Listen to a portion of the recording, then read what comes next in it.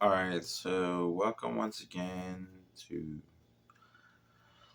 guitar lessons or guitar topics of guitars, right? And I don't have room to myself, so I can't really do this thing right. But in this video, I want to talk about you know how to choose a guitar to play, right? Okay, so this is the thing, right? Is that you know a lot of oftentimes when guitarists like these aspiring guitarists decide to take up uh playing guitar, they'll go to a guitar center or Sam Ash, right? And they have no idea what they're doing or what they're getting, right? But the typical culture is buying a high end expensive guitar, right? And so they look at their pockets and they have $500 and they buy a guitar. And then it turns out that they get home and they start playing with it, and at first it sounds good, and then over the course of their usage, it no longer functions properly, right? It no longer sounds the way that they used to, and it's not because of the strings, right? That's another factor that you're gonna have to consider when playing guitars is your string set. So what happens is that um, people don't know.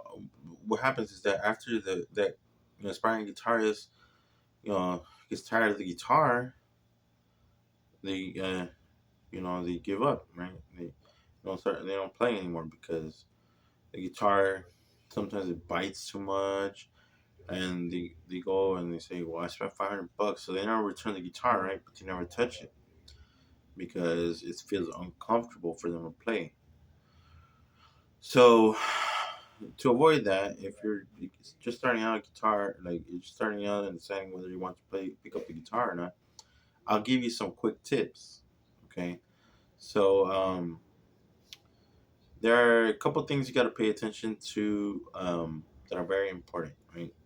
It's the body style of the guitar, the fret, the neck, the length of the neck, and the width of the neck, and the separation between frets on the neck board, right? So I guess I use an example, right? I'm gonna have to talk about it because I don't want to pull out my guitars and get you guys confused because they're kind of you know comfortable for me to play. They might not be comfortable for someone else to play, but they're comfortable for me to play. So you got to pay attention to that. You also got to pay attention to the width, the thickness of the body, right? And then on top of that, you got to pay attention to what type of wood the fretboard has, what type of wood the neck is made out of. You got to pay attention to uh, the wood used for the body, and then the strings too. Well, the strings come out later because the strings are you can change those, right? They come like if you go to Guitar Center, you can buy them for like $10, right? For $10, $12, you can get a good set of strings that will last you for a while. Or you could go to a different store, like and this is I go to this store because it's closer, right? There's this store called USA Music, or if you live in the 562 area, there's Johnny Music too.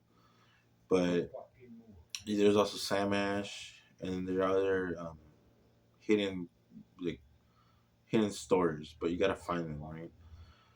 So it kind of sucks because people go to Guitar Center because they have a wide selection of guitars. They go to Guitar Center. You go to Guitar Center and they have a whole wall like of guitars, electric and acoustic. And you got also that's another thing to decide whether you're gonna play electric guitar or acoustic, or if you want both, get yourself an acoustic electric guitar. But when you get an acoustic electric guitar, try to get a one with a good electrical plug outlet for the stuff. So that way you don't have to be changing the battery on the acoustic electric transformer or something like that for the outlet. Um, so right, you go into let's say you find a local store, right? It kind of like there's online stores like Sweetwater.com, right? You can buy online at Guitar Center too. Sweetwater has more of a variety, or you could go to like the brand name websites like Epiphone or Fender or Squire or um, Splitter, something like that. You could go to Yamaha or there's all this stuff, right? But you gotta just check. You could you check online, and then you can find like different brands of guitars, right? And the brands matter because some of them are like specialty brands. They're specialty brands for a specific type of music. Like I forget which one it was, Martin, right? Or like Martin guitars, right? Like Yamaha's a little bit more versatile. But whenever you think of a Martin guitar, it's like you go into like you want to go and you go into like a guitar store and you see a Martin right there and you're like, wow, this looks nice, feels nice, kind of smells nice and stuff like that. And then you ask them how much is it, and you go, it's $3,000. You go, oh snap, what, $3,000, man? And it kind of sucks because from my experience, I've seen people that purchase these Martin guitars, they spend like $5,000 on them, and then the bridge or the saddle where the strings sit, it comes off, and then they got to pay for repairs and stuff like that. So a point is, the most expensive guitar is not gonna always be the best guitar for yourself, right? So you know, first and foremost, I did you got to think of the body style, right? Like they have the peanut, right? It goes like that and it's even. Then they have other body styles that kind of might go like this, right? And then they have these specialty ones that kind of change, right? So you gotta check, right? You go into the guitars in the guitar store. Typically when you go into a guitar store, they should have guitars on display and it should allow you to actually sit down with the guitar for a little while and test it out. That's kind of and then they have the stock ones in the back, or you can buy the one on display. You should be able to buy the one on display. Um, you know, so you check the guitar, right? Because you want to, like, you check the body style. Same thing with electric, right? With electric guitar, you gotta check out the body too. And with the body, checking out the body of the guitar, the one that produces the sound, and you gotta check the type of wood. You gotta check the type of wood, and you gotta check the width and the size. Because sometimes the little peanut guitars might be like oversized. They could be like big, and you end up stuck with like in a weird position like this or something like that, right? So you have to kind of figure out like you figure out the body style that you want, the body style. So you have to figure out the body style that you want. The ones I recommend, I don't really like recommend a specific body style, but the key point to pay attention to is not only the wood, but the type of wood used, but the width, because the body has like, they have the flat surface where the strings are at and the hole, and then you turn it to the side and it has a width, right, that sits on your lap, right. And from my experience, the one it's weird, right, because depending on the wood too, it changes, right. Depending on the wood that they use for the body, it changes. But there's they come up with these like really nice guitars that are not too overpriced, really good price. I purchased one before, and I was amazed. Like I was like, whoa, what? Like this, because I was in store for a cheap guitar because I had broken my guitars and thrown them away and stuff had happened, right? So I needed a cheap guitar because I didn't have an economical guitar because I didn't have the money to purchase like a big high end guitar. So I bought one for like $100, right? And it came. This is what I mean by they're like the new style guitars because they feel like really like the wood feels like really really thin, but when you play it, it resonates and it vibrates and it keeps all the stuff. I go, I don't know what kind of wood this is. It might be plywood. I go, it might be plywood. I don't know, But this wood, like the way they're making those styles, they're very fragile guitars, right? They're fragile guitars, but the sound is like it resonates, right? So you gotta pay attention to the girth or the width of the body. If you have a guitar with this much width, you're over compensating for not being able to play, right? The good ones, like Spanish guitars, have widths like this. You know, they're kind of like, you know, from my palm to my other palm, the width is kind of like this, right? And this amount, because instead of keeping the sound, you know, like when you have this is what happens, right? When you have a guitar that has a bigger stack or something like that, the sound stays centered in among the player, right? It's like a circular sound, like it has circular wave. But when you get the ones with, like, you know, narrower, the sound is pushed out. You know, the sound's pushed out and it's forced out to an audience. So that's important. And then also, when you do that, you have to check the wood, because they have mahogany, they have cedar wood, they have maple wood, they have redwood, they have oak. You know, and they all sound different. And depending on the style and the body style, they'll make a different sound. So it's complicated, right? But you know, if you're really gonna like try it, you know, if you're really gonna learn to play the guitar, you know, you really want to play the guitar, you're gonna do some shopping around. Like in my chance, it was per chance. Like it's the only option I had, right? The only place I could buy a guitar in the whole city, right? And my parents weren't gonna go out of their way to take me to a music store or anything like that. So yeah, so you shop around a little bit, you check it out, right? If you want to like risk it, if you want to risk it and buy a $50 guitar off of Amazon, you could do that, but you're kind of wasting your money because they're not really that well made. And if you're really trying to be professional about it, get yourself a custom made guitar by a luthier, right? A guitar maker. You know, contact them and go, hey, I want a guitar made specifically for me so that I feel comfortable or whatever, this and that, and then they'll give you the specs, right?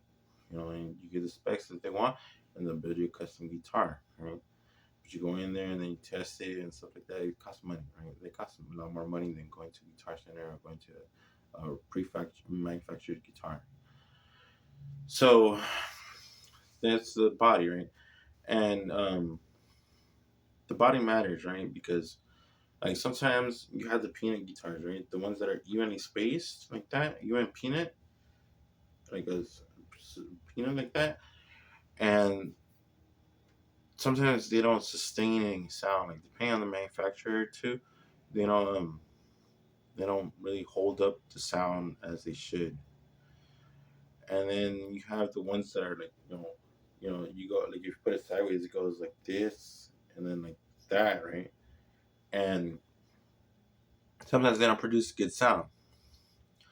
So you have to do you go in there, and what happens is the guitar seller should know what kind of wood the guitars that they're selling are made of. The guitars that I like to use, what the one of the guitars, one of the woods that I used was I used cedar wood, and then I had used mahogany. I had used mahogany, a mahogany guitar, and the cedar wood is a lot more delicate than mahogany, but it sounds brighter. Cedarwood sounds brighter. Oak is kind of like, these are really expensive guitars. You go, and then when they have the exotic woods, it's even more expensive, and they might not sound the way you want, right? Though, I honestly, like this is I seriously one time I came across a Hawaiian manufacturer of guitars, and the guitar was made in Hawaii, and it was made out of like coconut, it was made out of like coconut wood or something like that. And believe this is I'm not kidding you not. This guitar sounded like I was on an island. Like like you play the string, like you play the string, and it was like ooh loud. I'm not even lying about this. This is crazy about the exotic woods, right? So, anyways, next thing you know is the neck, right? you have to find out how long. You have to also pay attention to how long the neck is gonna be, right? Because it has to suit your hand, right? Your arm, because it has to suit your arm, and you want your arm to not have to, for you not to have to make too much of an arc, like make too much of a curve with your finger, with your with your palm in your hand, so that you can play all the strings. You can go through all the strings with all your fingers up and down the strings, and you gotta make sure on the fretboard, you gotta make sure that the frets are spaced good enough, for you to like when you stretch out your fingers, right? When you stretch out your fingers like that, when you spread them out, when you fan them out, it should fit pretty good so that you don't have to really struggle. Then you also have to pay attention to how far, how like the width of the fretboard, right? You can get a skinny fretboard that's why the electric guitars are popular and so easier. They're much easier to play because they have thinner necks, right? So the strings are spaced more closely together, and you have to be a little bit more. Even though you lose the freedom, but you get like a easier playthrough, right? You get an easier playthrough on electric guitars because the neck is not that wide. So on acoustic, sometimes the wide necks are actually better, so you could fine tune your fingers, and they feel better because you also got to pay attention to how thick your fingertips are. You look at your fingertip and you go, okay, and then you go to the guitar center and you look at the neck. You look at the neck and the fret spacing and all the string spacing, and you test it out, right? So it feels comfortable, right? You sit it down like how I showed you in how to position your guitar. You sit it down in your lap in classical style, close to your chest, so you can't see you're not looking at the strings like that. If the strings aren't like that, the strings are the face down. You're just looking at the dot. I can have it the neck. When you curve your arm, when you contract your arm, that's gonna be kind of like the the area or the distance that your arm's gonna cover on the neck, right? So you got to be careful about how long the neck is too. So that for basics for time, those are pretty much the big things. And on the neck board, you also got on the fret on the neck and the frets fretboard, you got to check also the metal bars that separate the frets that dictate the frets. You got to check how tall they are, and you check also how the neck bends. Like you have to like strum it. I suggest when you go to a guitar store, you strum the strings, right? Strum them lightly and then strum them a little bit harder for higher volume. And then after, you know, get your one finger, your index finger, and push all the strings down and strum them so that you see if there's any buzzing, right? If there's any buzzing, as you go up the fretboard, you can't just go on one fret. You go the first fret, second fret, third fret, fourth fret, fifth fret, sixth fret, seventh fret, eighth fret, ninth fret, or 10 up to the 12th fret. Because a well-made guitar, even though the strings have like action, right? Because the distance from the strings to the fretboard is the action that the guitar has. Even though strings might have different action on each set, the they should play evenly throughout. That's a really well made guitar. Then you get the even sound and clear sound all throughout, just as putting a bar, putting a bar finger. And you also got to check too where the strings, when you attach the bottom end of the strings, not to the headstock, but to the body, because you got to check if they're like, if it's like a one even or whatever, and for you to be able to adjust it to is also a good thing, right? A little knob or a little knob to adjust it is a good thing. If you buy the the guitars with a set saddle or something like that, or let's call it a saddle, right? But with a set saddle or a set string dock, You don't really have that much choice on how high you want the strings to get, right? Just the action, how high the action or how low the action you want to get. Typically, if the guitar has low action, it's easier to play, right? You could sound the notes easier. The higher the action, the more you have to press, right, to get the note to sound clear. And then you also gotta check at the top of the headstock. You have to check how the strings sit. That's why it's important to put the bar chord at the very top, so you can check if there's any buzzing. And then is that's pretty much all the basics, like after that, it's kind of your kind of like choice or how what you think looks good, or you think sounds good, or you think plays good. You have to take some consideration to all that stuff, right? When it comes to electric guitar, it's a little bit different too, because electric guitar is easier because all you gotta do is pay attention to how the action is, and then uh, the the pickups, right? All you gotta do is pay attention to the pickups, basically on the electric guitar. Besides the playability, and then you don't have to worry too much about whether it's gonna sound or not. But yeah. So that's pretty much the little rundown tips, when you want to choose a guitar to play.